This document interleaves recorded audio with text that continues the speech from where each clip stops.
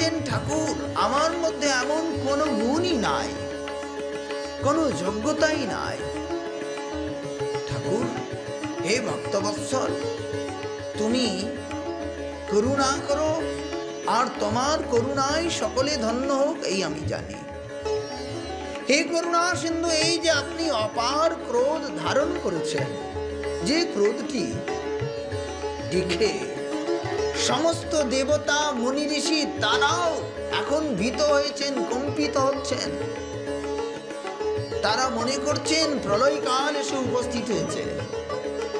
হে করুণা সিন্ধু, আপনি যদি মনে করে থাকেন আপনার এই উগ্ররূপ দেখে সকলে যেমন করে ভীত হচ্ছেন, তেমন করে আমিও ভীত হচ্ছি, তবে আমি বলবো, হে করুণা সিন্ধু, আমি ভীত নয়। কারণ আমি তোমার কৃপাকে প্রতিক্ষণ অনুভব করেছি, আমি তোমায় দেখেছি। উনি বলতে চাইছেন, এই যে কতবার কতভাবে আমার পিতৃদেব আমাকে বধ করবার চেষ্টা করলো, হত্যা করবার চেষ্টা করলো, কিন্তু সেই সমস্ত চেষ্টা ব্যর্থ হলো। কিভাবে? আমার তো বল মানে একটাই, তোমার নাম জপ করা, তোমার লীলার স্মরণ করা, আর তো আমি কিছুই জানি না। হে ভক্তবৎসল, সেই আপনাকে, আপনার কৃপাকে আমি জেনেছি। উনি বলছেন, যেমন বনের রাজা সিংহকে দেখে অন্য সমস্ত পশু ভীত হয়, কিন্তু সিংহের বাচ্চা যেমন বিন্দুমাত্র ভীত হয় না, বরং আরো গৌরবে, আরো আনন্দের সাথে সিংহের বাচ্চা সিংহিনীর পিঠে মাথায় লাফ দিয়ে চড়তে চায়। সিংহিনী যখন বসে থাকে তখন ওই সিংহিনীর বাচ্চা তার কানে, মাথায়, শরীরে সর্বত্র লাফ দিয়ে যেন তার গায়ের উপরে বসে থাকে। তো হে করুণা সিন্ধু, আপনার করুণাকে জেনেছি। আমি সিংহিনীর বাচ্চা, আমি সিংহকে দেখে ভয় পাই না। আপনি আপনার এই অপার ক্রোধ যে ধারণ করেছেন, এই ক্রোধকে শান্ত করুন। আমি যদি ভয় পেয়ে থাকি, আমার যদি ভয় বলে কোনো জিনিস থাকে, সেই ভয়টা হলো এই সংসারকে, এই দেহ গেহকে, তাতে মমত্ব বুদ্ধি করে, তাতে আসক্ত হয়ে তোমাকে ভুলে যাবার জন্য ভয়, এইটুকু ভয়। প্রহ্লাদ মহারাজ এইখানে তার স্তুতির মধ্যেই দুটো তিনটা শ্লোক বলেছেন। এই যে আমরা ঠাকুর মহাশয়ের প্রার্থনা শ্রবণ করি, ঠাকুর মহাশয় বলছেন তার প্রার্থনায়, অধম চাণ্ডালো আমি, দয়ালো ঠাকুর তুমি।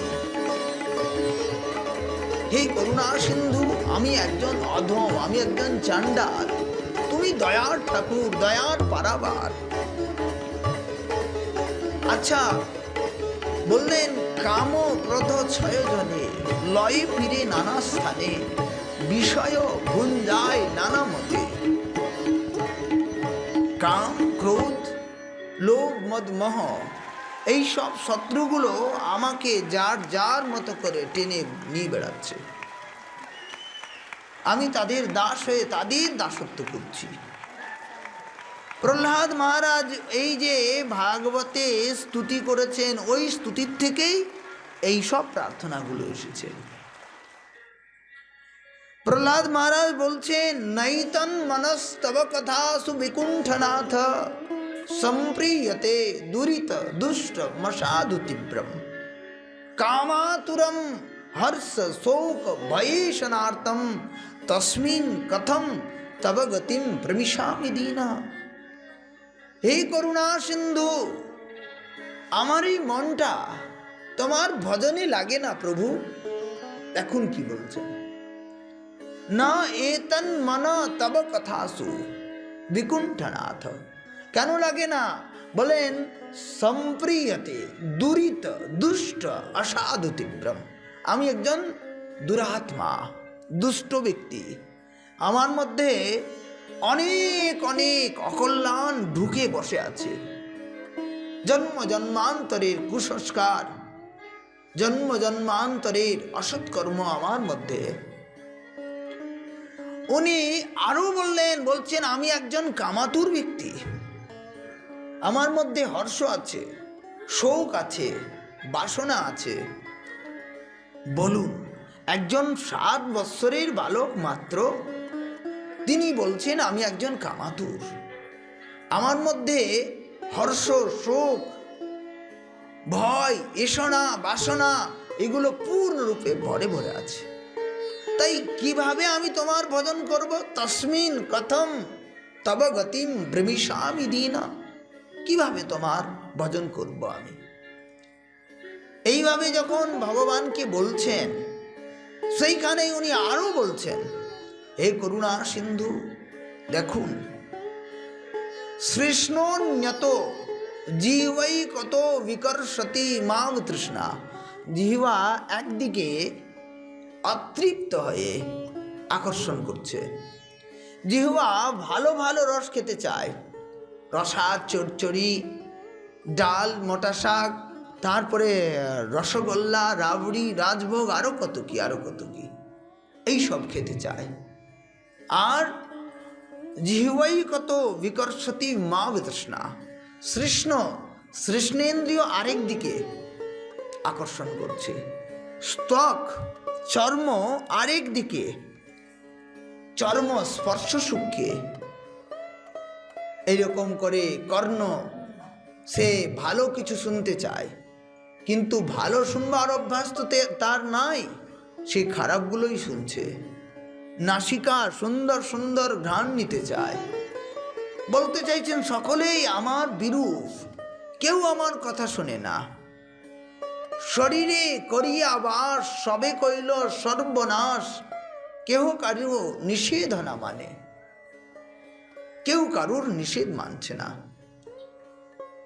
এইখানে প্রহ্লাদ মহারাজ ভগবানকে প্রার্থনা করছেন। ঠাকুর মহাশয়ের প্রার্থনাও এইরকম, যখন সাধক দশায় তখন প্রভুর কাছে আকুতি মিনতি, ঠাকুর আমার মতো অযোগ্য, আমার মতো দিনহীন, আমার মতো পতিত পাপী আর কেউ নাই। এই দেখুন মহাজন বলছেন, গোরা চাঁদ ফিরি যাহ নয়নের কনে, দেখি অপরাধী জনা যদি তুমি করো ঘৃণা। তাহলে বলে তুমি যদি আমাকে ঘৃণা করো, অপরাধী মনে করে, অযশ ঘুষিবে ত্রিভুবন, তোমার অযশ হবে প্রভু। বলে তুমি করুণা সিন্ধু, তুমি দীনবন্ধু, তুমি দয়ার সাগর, সাধুর মুখে তোমার মহিমা শুনেছি, সাধু মুখে শুনিয়া মহিমা দিয়াছি তোমার দায়, এই মোর উপায়, তোমার দায় মাত্র দিয়েছি, এটাই আমার একমাত্র উপায়।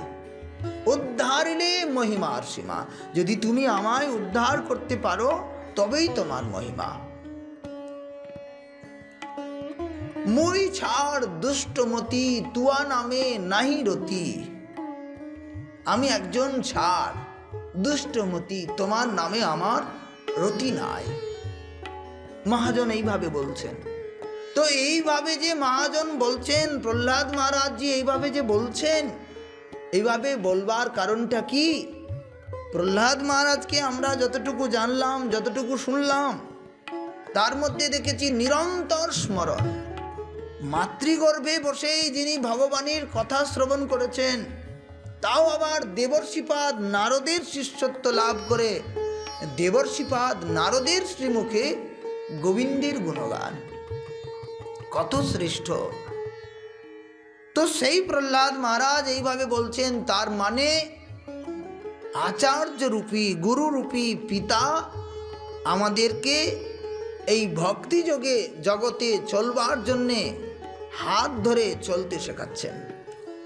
ভক্তি জগতে আমরা তখনই চলতে পারবো যখন আমাদের দোষগুলোকে, আমাদের অসৎ ভাবনাগুলোকে আমাদের অসৎ আগ্রহগুলোকে ভগবানের সামনে খুলে ধরবো, বলবো ভগবানকে, প্রভুকে বলবো, ঠাকুর আমার যোগ্যতা বলতে বিন্দু মাত্রও নাই, তুমি নিজ গুণে আমায় উদ্ধার করো, আমায় করুণা করো।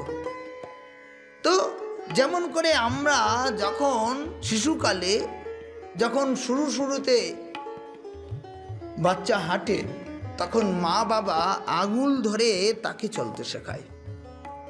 যেমন করে আঙ্গুল ধরে মা বাবা চলতে শেখায়, তেমন করে আচার্য রূপী